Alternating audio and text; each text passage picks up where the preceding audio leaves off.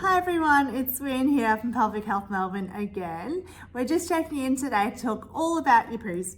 So we're talking about how often you should be pooing, what a poo should look like or feel like, and how a pelvic floor clinician can help you with your bowel dysfunctions. So in terms of poos, it's actually normal to poo between 3 times a week to 3 times a day, which is a massive range. The most important thing with poos though is that you're feeling satisfied, that you've got full control and it's not impacting your quality of life. So in terms of what a poo looks like or feels like, we've got a brilliant stool chart called the Bristol stool chart here, and it goes through all the different types of poos. So if we quickly recap, a type 1 poo is kind of like your rock hard pebble poo. Type 2 poo is really quite lumpy and firm and hard. So you're thinking kind of like a bunch of grapes that's like made out of concrete.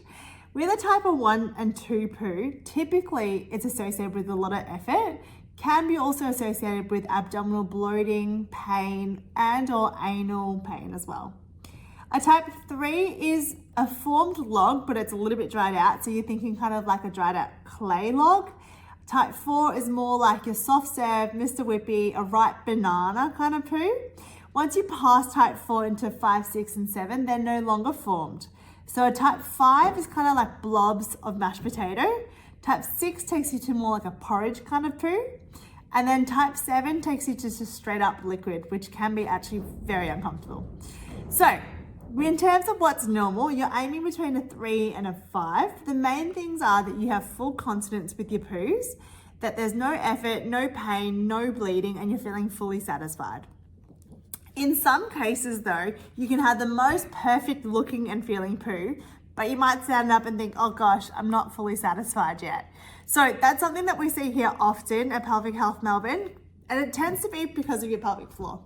So if this is your pelvis, this is the front, this is the back. If I flip it this way, you've got your wee tube, your vagina, and your anus here. And you can see all the red muscles here are your pelvic floor muscles. So what can happen is if you're really tight through your pelvic floor muscles and you can't let go properly, basically you're closing the doors of the anus and you're trying to poo at the same time. Not the most effective. So what we can do is assess your pelvic floor and see if it is too tight and work on how to relax the pelvic floor.